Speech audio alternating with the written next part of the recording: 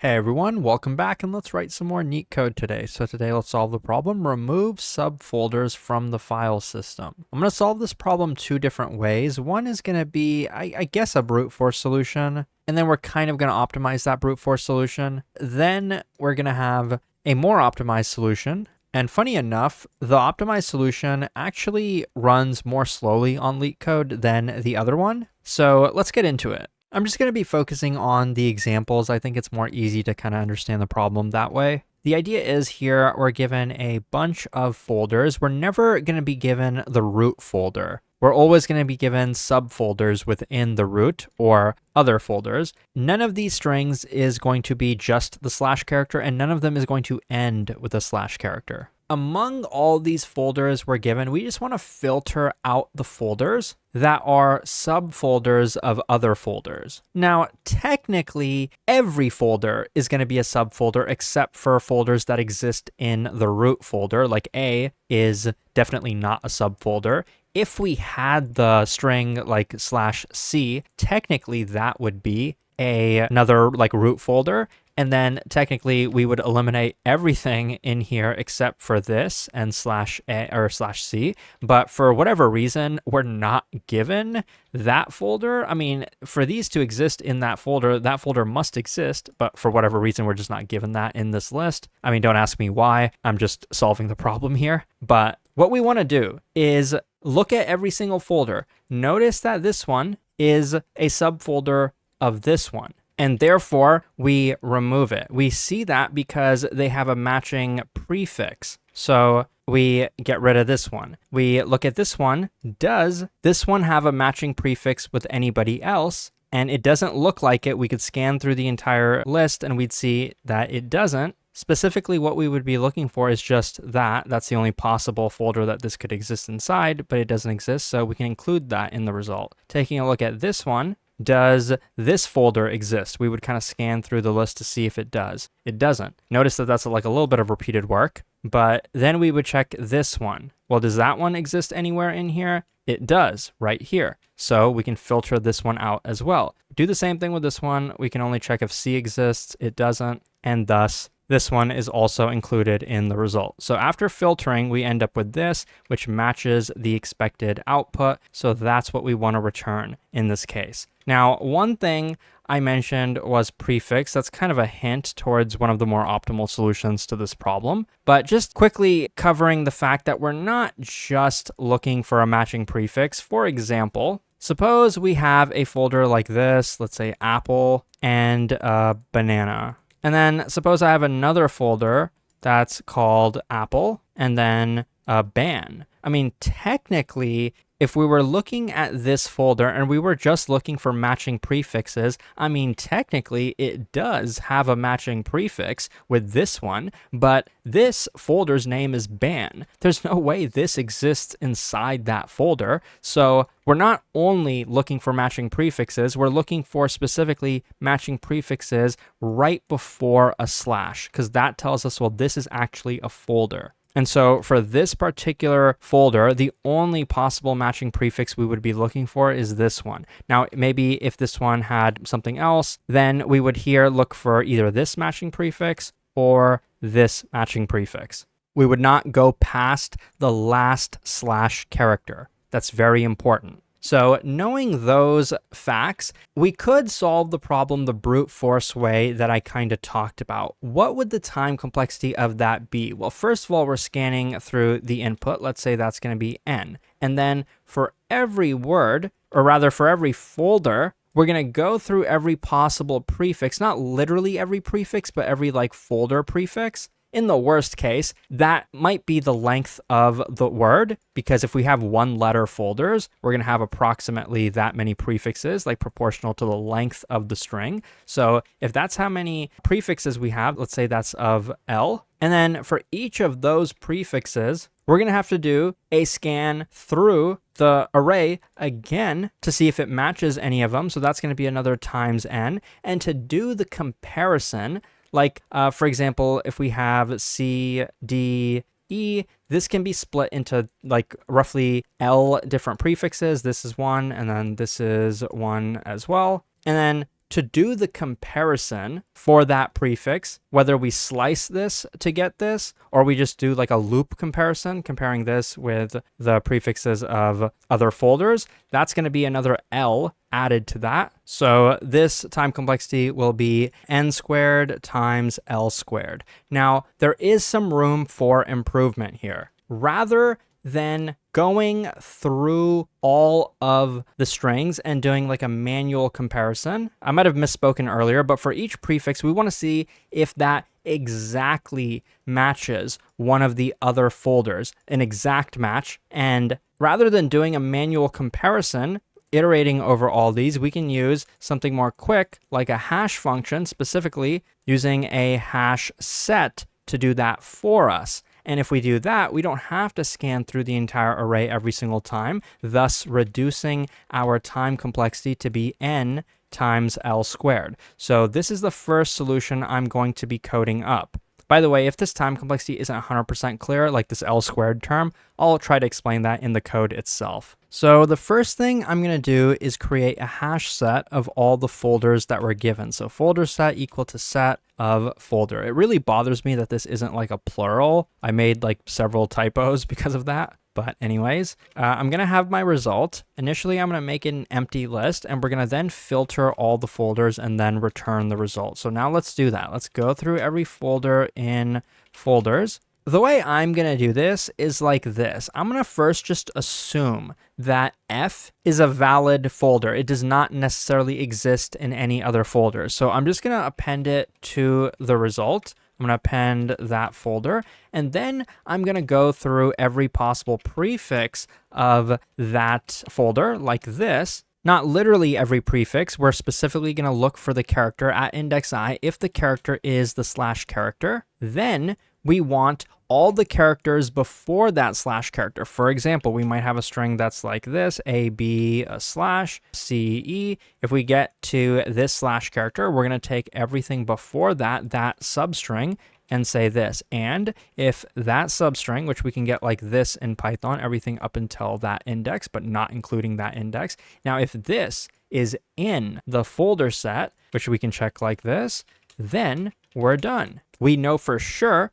that this folder is inside of a different folder, and thus, what should we do? Well, those are the ones that we want to filter out. Those are the ones we want to remove. So I'm going to say result.pop, pop what we did earlier, so that this folder is not added to the result, and then we can just break out of this loop. There's no need to check any other prefixes. Now, I believe that is pretty much the whole solution. Let me just double check and run this. Yep, I made the mistake. I used the plural, sorry. Okay, now it works. And this one is actually, in terms of Leetcode's runtime, about as efficient as we can make it. But just to quickly clarify the time complexity, you can see we're obviously going through all the folders. We're going through every position potentially within that folder. So this is like where the L term comes from. And then inside of this if statement, it might seem like it's constant. But first of all, creating a slice of that string, like creating a substring, is also going to be of length of that word, proportional to it. And even if we could do that in constant time, doing the hash lookup is still going to be proportional to the length of the string that we're looking up. That's where like the second L term comes from. So this is n times L squared. Okay, now let's try to get into the more efficient solution. And it's not super difficult. I've been using that word prefixes a lot. A very natural way to improve the runtime of this is to use the data structure called the prefix tree. While a hash set is very good to optimize the brute force solution, prefix trees are more suited to solve this type of problem, because remember what we're looking for. For this particular string, we want to find all matching prefixes that exist in the string, all other words that have this matching prefix, and then determine if they are folders. Because we could have something like this, like if we're seeing if this has any folders that it's inside of, well, we might have something like this, and that would tell us that we do. But if we have something like CA, just because they have a matching prefix does not mean that this is actually inside of that one. We're not only going to check matching prefixes, but for every prefix, we want to check that this like folder itself matches this folder or maybe this folder. If you are new to prefix trees, I have plenty of resources on Leetcode.io where you can learn all about them. You can check out, I think, the advanced algorithms course to learn about that data structure, but I'll quickly summarize it here. I think the easiest way to show you why this solution will work and why it will be efficient is to just draw it out. So we're going to create a prefix tree of all of these words rather than using a hash set. So that would look something like this. We could do it character by character, but I'd rather do it folder by folder just because it's easier to do it that way. Each node can be like the entire name of the folder, and we don't need like extra nodes. And it's easier to code that way as well, because then we can just use the split method to split based on that slash character. So let's get started. With the first folder, it will just be this one. It's A. This is like what our folder tree looks like. And then next,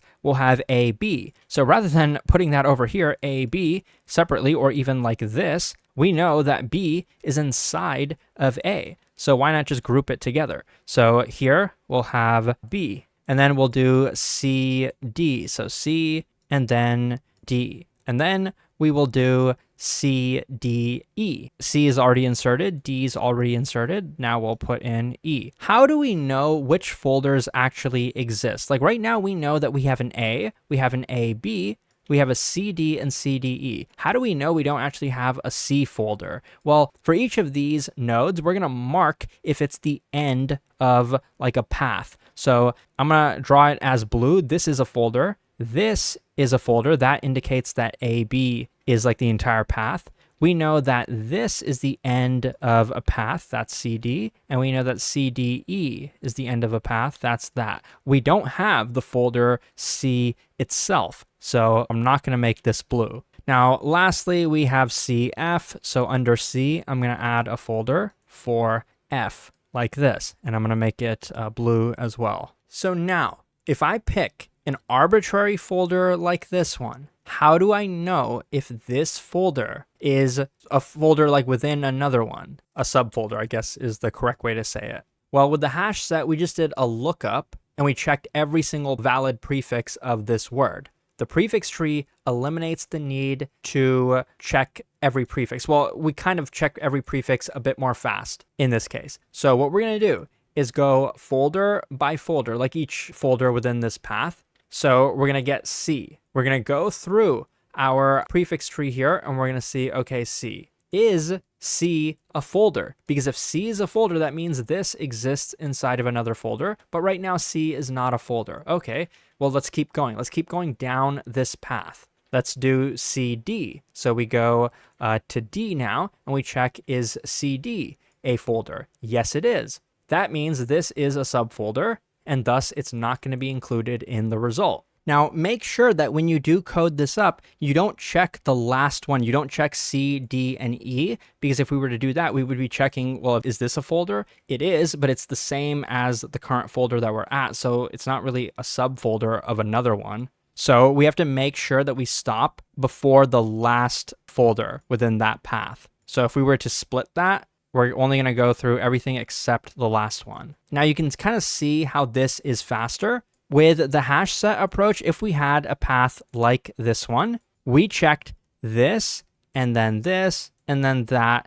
and we kind of kept going that way. That was the hash set approach. Well, with the prefix tree approach, we check this, and then we check this, and then we check this. So there's no redundancy. It's not like we're recomputing work that we've done before. We're not concatenating this with the rest of that. We're just checking each node one at a time. So that's where the improvement comes from, at least in theory. So for adding each word, the time complexity is going to be L, the length of the word. For searching each word, the time complexity is also going to be L. So the overall time complexity is going to be n times L. That's less than n times L squared in theory, but this solution is actually going to be slower when we actually run it on Leetcode. So let's code it up now. So most of the code from this solution is going to come from coding up the try class, which I guess I'll call the prefix tree. Another name for it is try. Actually, I'll just do try just because it's shorter. But prefix tree is a bit more descriptive. So that's going to have 3 methods. I'm not going to fill them all in yet,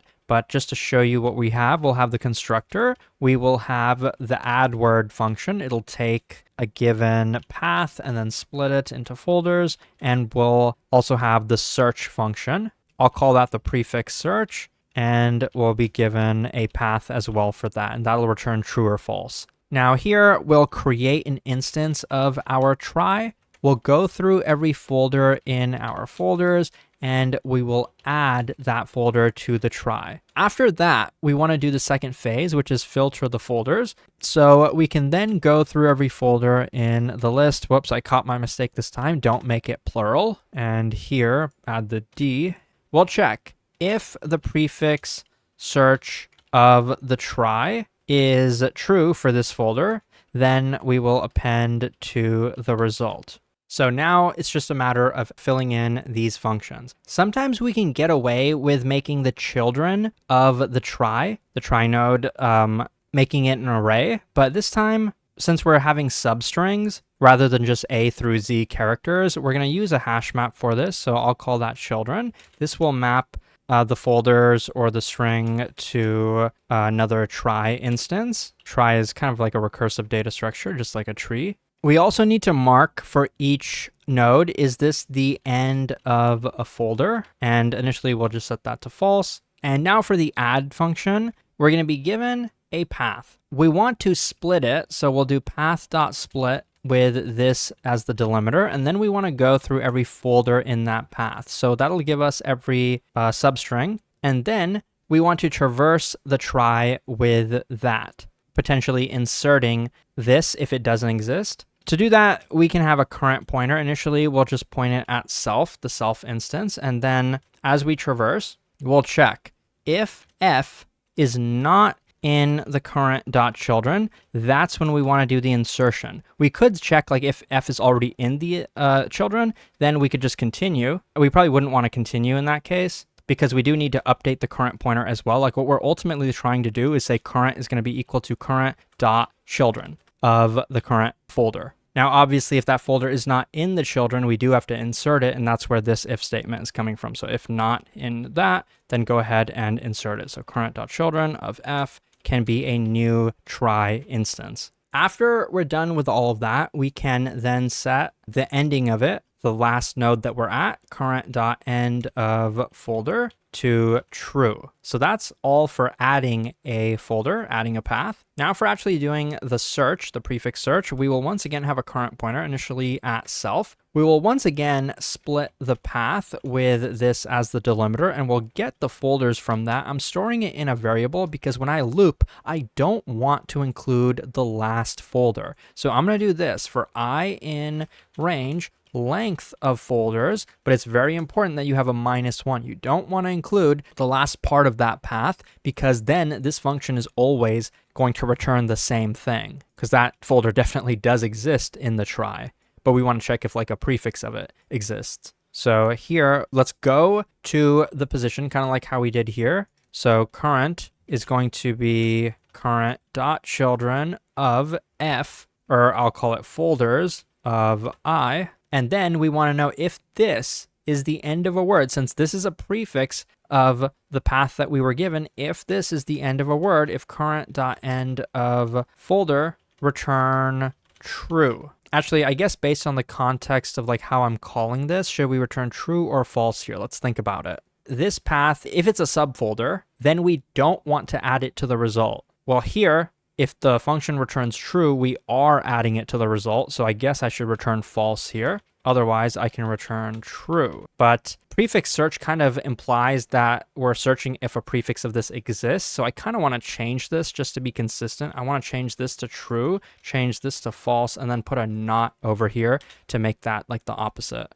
I think that's what I will do. But I believe this is the entire code. I'll zoom out so you can see it all. Pretty long solution, but most of it isn't like crazy complicated. So I'll go ahead and run it. And looking on the left, you can see that this solution works, but in terms of the runtime, it's not quite as efficient. But in terms of the big O time, it is more efficient. If you found this helpful, check out Leetcode.io for a lot more. Thanks for watching, and I'll see you soon.